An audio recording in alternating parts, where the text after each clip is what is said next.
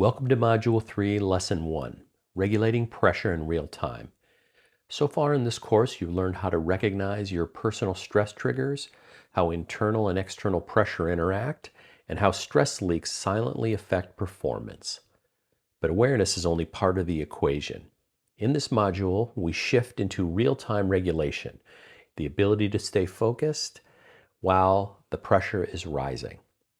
Because here's the reality of high performers. You don't always have time to reflect. You don't always have time to take a break. You're expected to make sharp decisions, lead meetings, or present while your nervous system is under load.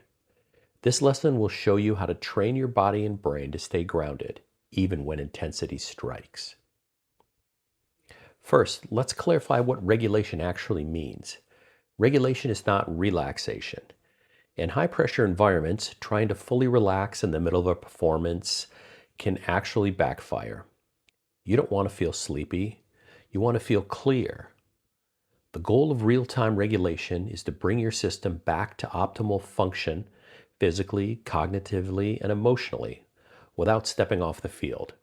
It's about staying sharp without snapping.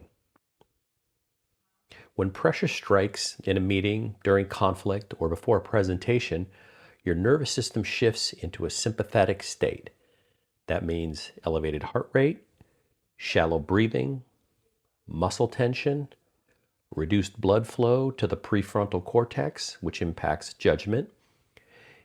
And you don't feel this as panic. You feel it as urgency, tightness, or even mental static. You're still functioning, but your precision is dropping. The key is learning how to interpret that psychological hijack before it turns into reactivity. High performers need interrupt protocols. Think of these as mental and physical pattern breaks, simple but precise actions you can take when pressure is rising. The formula looks like this: interrupt, regulate, re-enter. Interrupt the stress loop, number 1. Number 2, regulate your nervous system.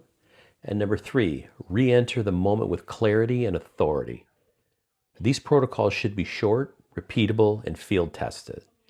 Things you can actually use mid-meeting or mid-interaction. Protocol 1 is foundational, tactical breathing. Inhale for 4 counts. Hold for 4 counts. Exhale for 4 counts. Hold for 4 counts.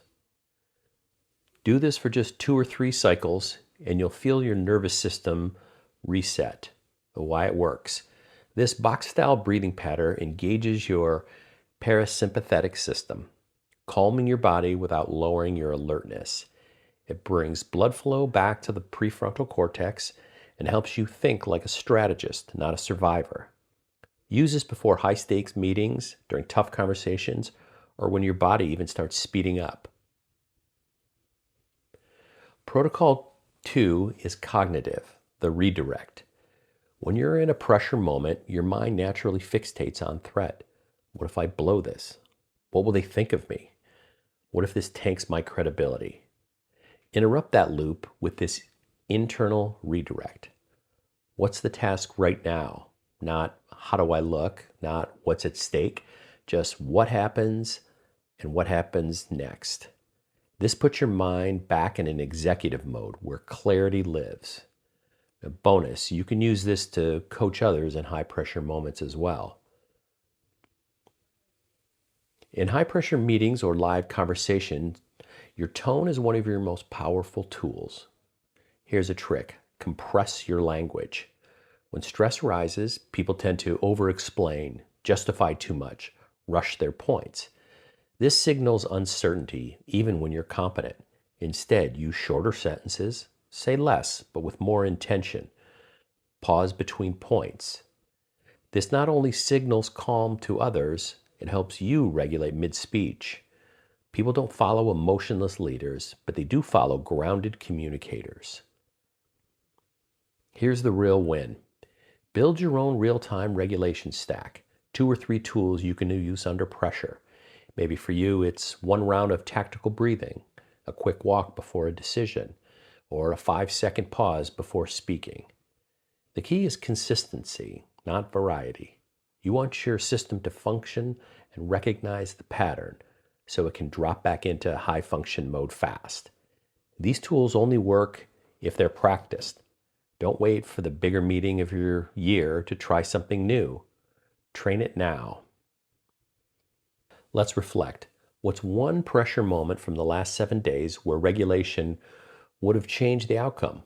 What happened? What could you have done differently within a 10-second reset? Write it down, visualize the shift. That's how behavior change starts.